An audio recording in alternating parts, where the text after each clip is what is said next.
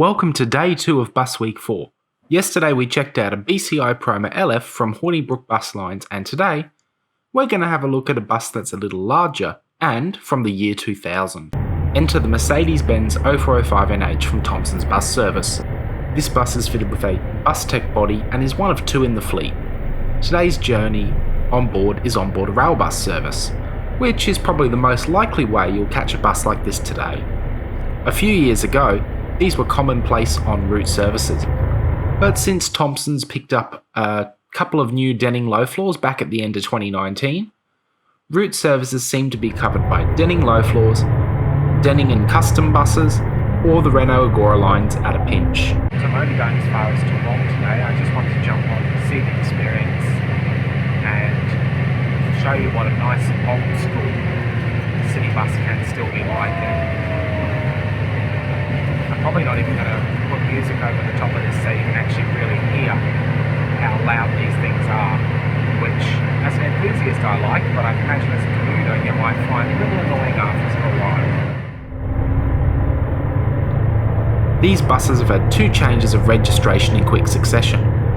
Originally numbered 36 and 37, they were quickly put onto XQ series plates, which made me think that they were facing imminent retirement, but to my surprise, they were renumbered 77 and 78 last year. So, before we explore further, let's have a listen to that typical, loud O405NH sound.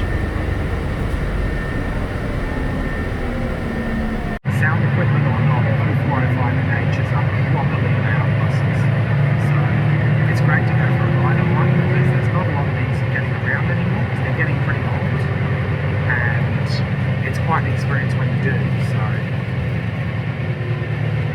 if you've got your earphones in, you might want to turn them down, otherwise this will get really, really loud.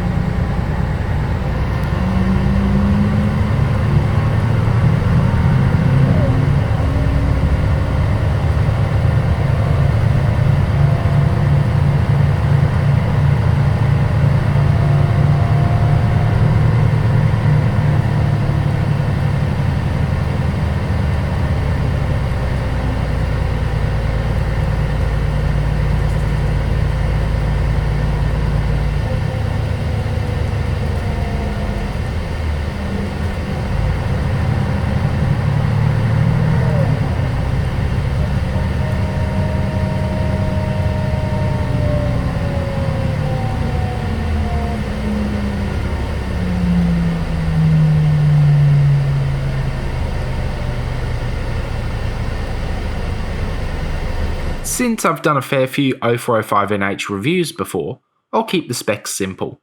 You get a no-nonsense 250 horsepower diesel, and a 5-speed ZF auto with decent torque, and a loud engine that will remind you of it. In recent years, this bus has received an interior refresh with Thompson's standard style seat fabric, which I think makes the interior look much fresher. From memory, these used to have a grey cloth with a sort of blue stripe down the middle, but that was a little while ago since that was the case. It's always good to see operators who are prepared to spend money refreshing older vehicles as many of them fall into disrepair and suffer a premature retirement. Spending money and making the work to make them look good is an outcome that's good for enthusiasts, the general public and the environment, as it's often better to keep a reliable resource going than trying to replace it.